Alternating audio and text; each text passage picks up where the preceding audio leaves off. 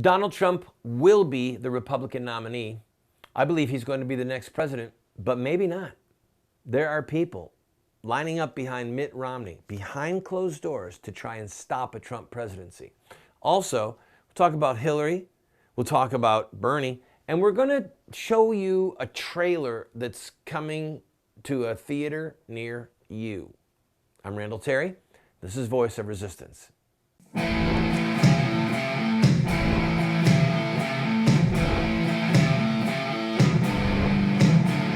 Those who forsake the law praise the wicked. Those who uphold the law resist them. Welcome to the Voice of Resistance. Here's your host, Randall Terry. Welcome to the show, friend. If you are a regular viewer of the show, you know that we just finished almost 2 weeks of a very intense and, in my opinion, very moving interview with Joe Scheidler, one of the great heroes of the pro-life movement in America. We have been working, while that series was running, we've been working on our documentary and our TV series called What Would Muhammad Do? We're going to release it first as a TV series, and then we're going to release a little bit different version in theaters as a documentary, God willing. So we're going to show you the trailer later on in the program, but it's been good for me and perhaps some of you to just take deep breaths as the Republican primary season winds down, and to take maybe some entertaining breaths as the Democrat primary season winds down. Hillary is going to be the nominee, unless she's indicted. I want to talk to you, first we'll talk about Hillary and Bernie just a little bit, but I need to get to my friends and Donald Trump. So let's very quickly on Hillary. She is going to be the nominee. The only thing that would stop her is if the Obama people said, look, the Clinton powerhouse and the Obama powerhouse, they're the connections, the money, all of it, they're not the same people. There is a little bit of overlap, but they are not the same people by and large. And the Clintons want their political dynasty to go on. They want to be not just the first husband and wife to be presidents, but they want to be the kingmakers and those who choose the presidents as long as they live. That's what they want. They want a political dynasty. Obama's people don't want that. And there is the possibility that the Obama administration would go ahead and allow the FBI to make a recommendation of indicting Hillary over the email violations of the law, which there appear to be many, and then just letting that scuttlebutt happen long enough for the superdelegates and the people at the convention to say, you know, Uncle Joe is starting to look pretty good. Let's bring in Joe Biden to run. I know that it's a long shot. It's probably not going to happen, but it could happen. We'll see. In the meantime, it is somewhat entertaining to watch the news people shift their narrative. Okay? A month ago, the narrative was Donald Trump cannot possibly beat Hillary. Suddenly, the narrative has changed. Polling in swing states, Florida, Ohio, Pennsylvania, shows Trump is neck and neck or ahead. And if Trump carries those swing states, he could be the next president. So Hillary's people start to say, all right, let's rock him, sock him, let's go after him.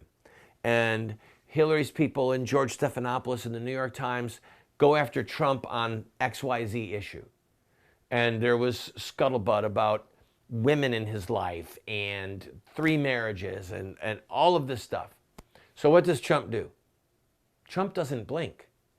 Trump goes right for Hillary's throat and says she's a disaster because she enabled Bill to have these not only multiple affairs, but to abuse women. Okay, to abuse women. And as I told you, as I predicted, it didn't matter that during the primary season that ABC, CBS, NBC, and the New York Times were ignoring Trump's speech remarks on the stump where he was pummeling Hillary.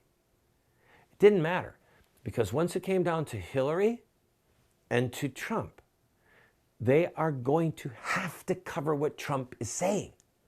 And that's what they're doing. They're starting to cover Trump discussing Bill Clinton being an abuser of women and Hillary Clinton, for political reasons, covering up his crimes and being mean and at some levels cruel to these women. And it's working because Hillary has horrible numbers with women. And she has really bad numbers with men. And so now, suddenly, the narrative has changed and they're discussing Trump could be the next president. And we're seeing Hillary's lead in certain key states. Her lead is dropping steadily. And there's no new news here. But her numbers are dropping steadily. So I've got to take a break. When I come back, I want to talk to the Never Trump people. Please stick with me. Let me just talk to you. I know what it's like to feel that way. Never dull.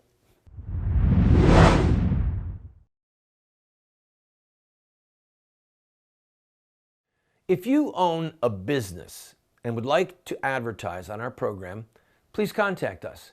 We are currently seen on over 130 television stations from coast to coast. We air at 8 p.m. Eastern, and then all times are local. We have a lot of reach, friend, and this is an opportunity at a great price for you to get your product or your service in front of hundreds of thousands, maybe even millions of people. Also, if there's something that's important to you and you'd like to have a month where you just say thank you to this ministry or promote a certain ministry or a certain cause, contact us. Our rates are incredibly affordable. You'd be surprised. And you, again, can reach into hundreds of thousands, perhaps millions of homes. We're currently seen possibly in over 30 million homes. So give us a call, give us an email, and we'll put a commercial up for you.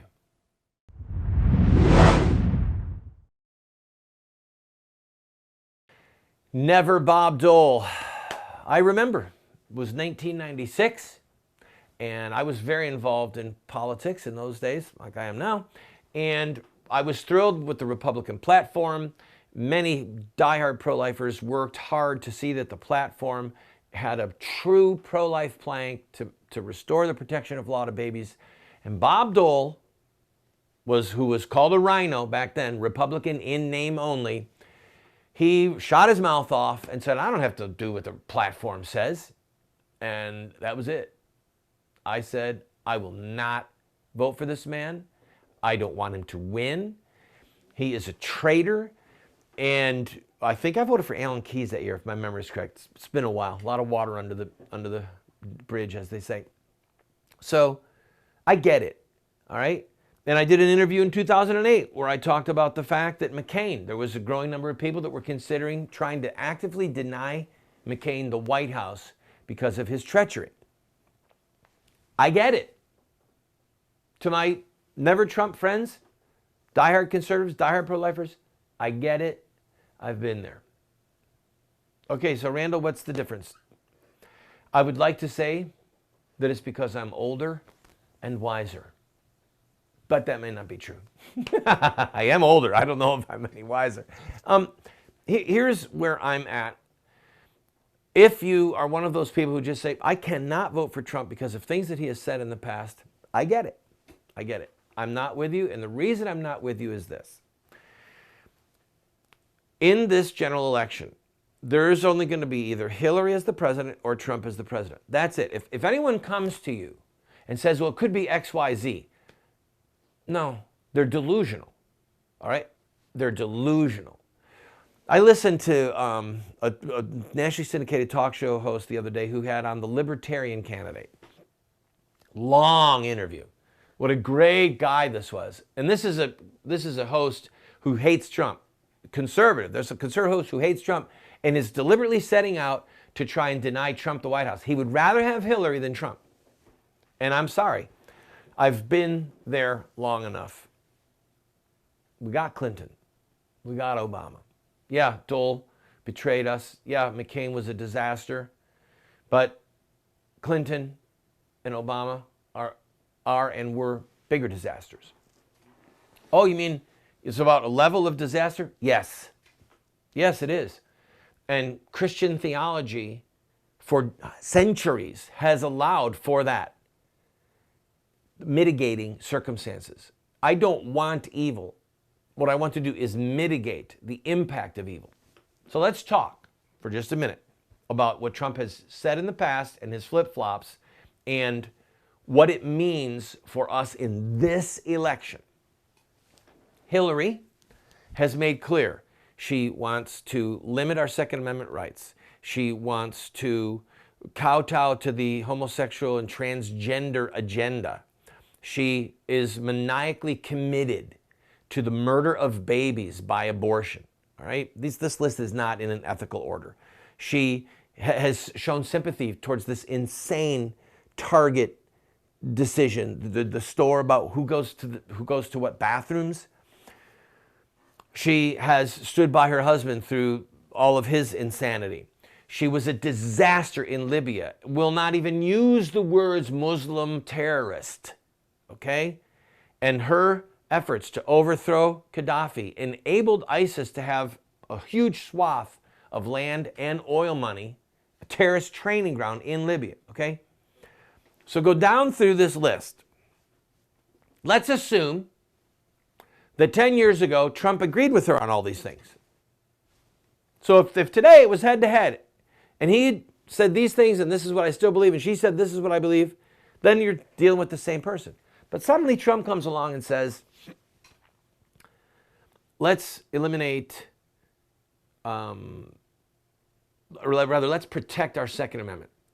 Let's restore the right to life to babies. Let's get marriage back between a man and a woman.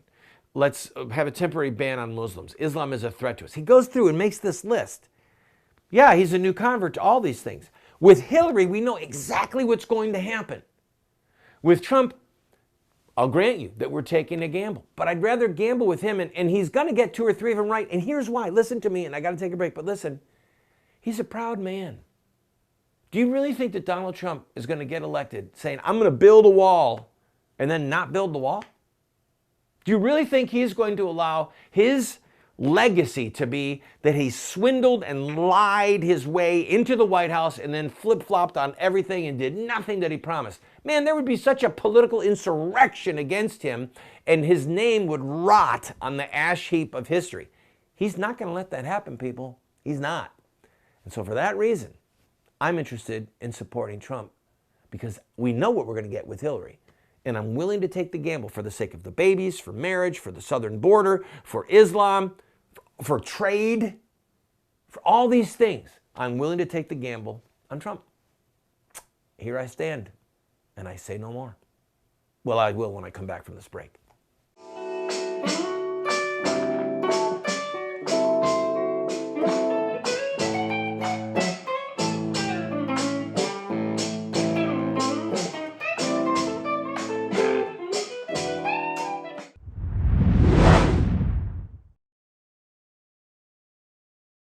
Friend, this program is supported by friends like you who believe in what we are doing.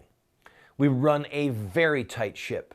Thankfully, we are on over 130 stations across the country, having tremendous impact. We get emails every day. We get letters in the mail, not every day, but almost every day. We hear from people who love what we're doing. What people don't understand is that it's sort of expensive to produce a television show like this. It doesn't require earth-shattering funds, but it does require financial help. So I am asking you, if you enjoy this program, throw us a $10 or a $20 bill every once in a while, or even a $50 or a $100 check. You see the address there on the screen. Your gifts are not tax deductible, by the way, because we want to be able to say what we want to say regarding politics without the IRS telling us no. So if you like the program, I ask for your support.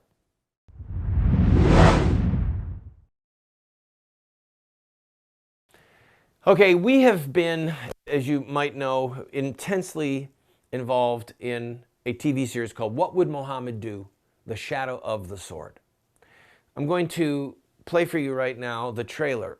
I invite you to go to our website, and they can go to our website or to the GoFundMe page, right? Okay, you can go and see this trailer, and I'm asking you to watch it, not just now, but watch it online. And I'm asking you to send a link of it to your friends, okay? People need to know what's coming.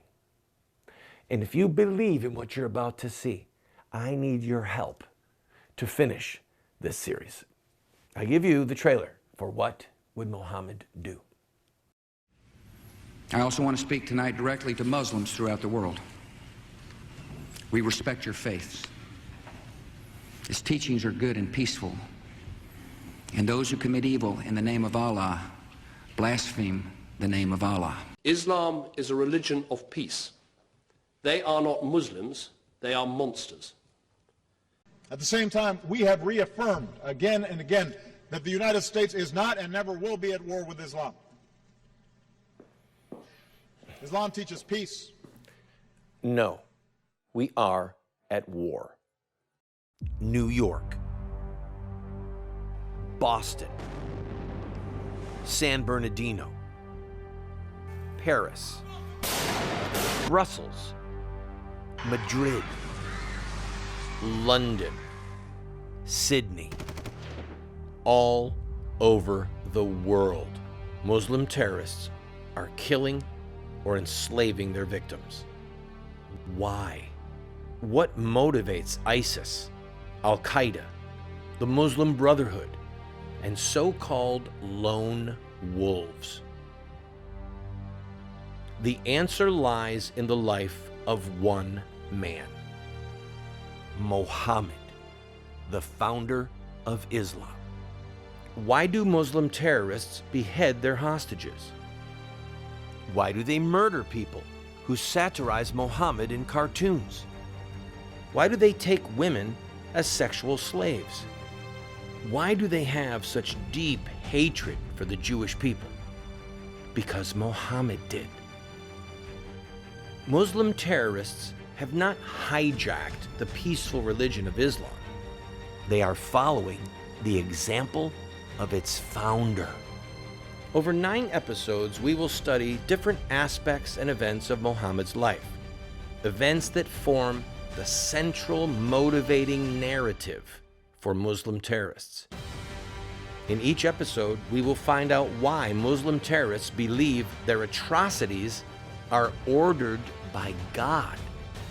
You will learn how terrorists read ancient Islamic literature that they believe justifies their violence to non-believers. You will witness Muhammad's hatred of the Jewish people and how that continues to this very day. We will pull back the veil on the long history of sexual slavery and violence against women that has been committed since the dawn of Islam. If we hope to win this war, we must know our enemy, because Muslim terrorists are already fighting to the death, whether we believe in Muhammad or not.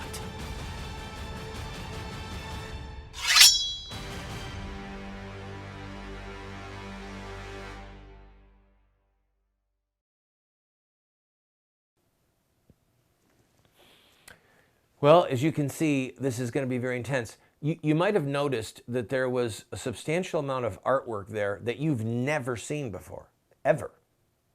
The reason is because of friends like you who have donated to this project. We've been able to hire artists from around the world to create new art based upon episodes in Muhammad's life. No one has ever done this before, friends. No one has ever done this in any language that we know of. So we're taking the stories and events of Muhammad's life, the storyline that motivates Muslim terrorists, and we're painting these images, and we have hired voice actors. So whenever Muhammad is speaking, or a Muslim terrorist is speaking, or an ancient Islamic text is being read, it's all read by somebody who's not me. So it sounds even more intense and more cool. It's more interesting to watch and to listen to. I'm asking you to pray for us. We're in the throes of finishing this. And when we started this project well over a year ago, Billy Bob said to me, you know, these things usually take 1 year to 2 years. I was so upset. I said, no, we can get this done in 2 months. Right. So anyway, it's going to be done soon. And I'm asking for your prayers. And I'm also asking for your financial help. We have raised a good bit of money so far, but we need to raise probably close to another $30,000 to just completely finish it and get some translations into French, or rather, French, Dutch, German, and we need to pay for the duplication of the first 5,000 sets of the DVDs. So I invite you to go to the website. Please at least pre-order for $35 because it's going to cost more than that when it's done. And if you can give $100, $500, $1,000, $5,000, please do it. Because we're going to tell the truth about Muhammad using his words so that people understand this is Islam.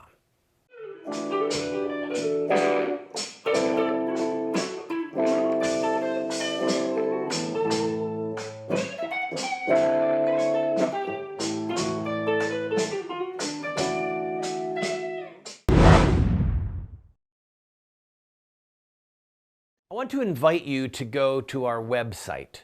Almost every book that I have ever written is available as a PDF online for free. We have a ton of products, training materials, tools that are available for you for free. All we ask for is that you give us your email address. That's it.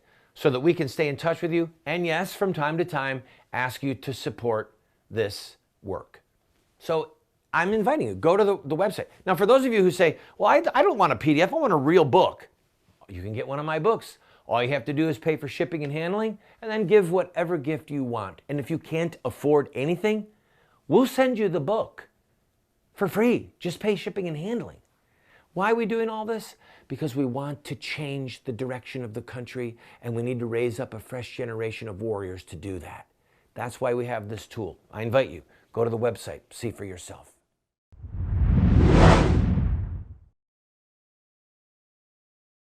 An Islamic State spokesman has released a statement, around a half-hour-long video actually, asking Muslims in Europe and America to launch basically lone wolf terrorist attacks. And they said what you could do there is far more precious to us than anything that we could do here.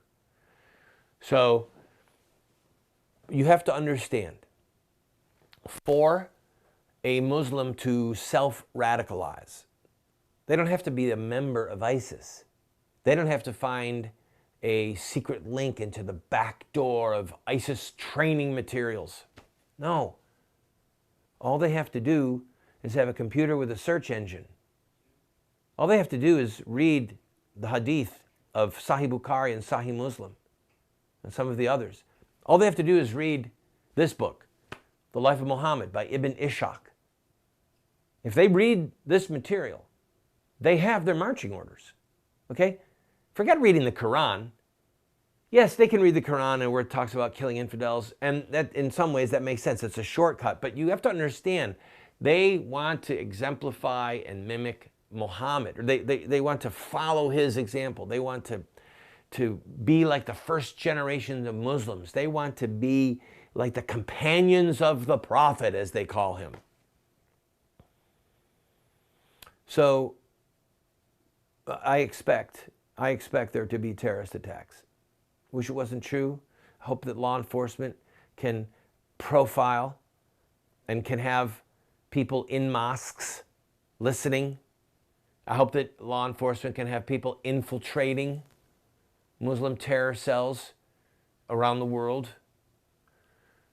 But as long as the I have to call them idiots in certain governments do not allow profiling, they do not allow the surveillance of certain mosques because it's a religious site, as long as these, and I say it respectfully, idiots are determining law enforcement policy, then the Muslim terrorists stand a greater chance of being successful.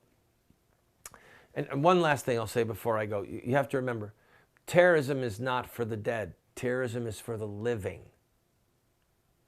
They don't commit an act of terror to kill that guy. They commit an act of terror to terrify the rest of us into obeying their Sharia law agenda.